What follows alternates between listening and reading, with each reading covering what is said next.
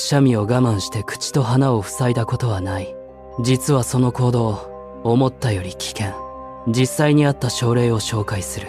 英国の34歳の健康な男性の話。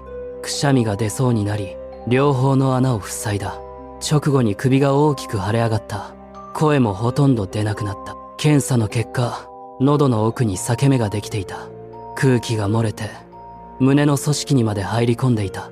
1週間の入院と点滴治療が必要だった。くしゃみの空気圧は、通常の外への放出用。その圧力を無理やり閉じ込めると、行き場を失う。最悪の場合、補足や血管にも負担がかかる。医師たちはこの方法を強く警告している。正しい対処は、肘や布で口を覆うこと。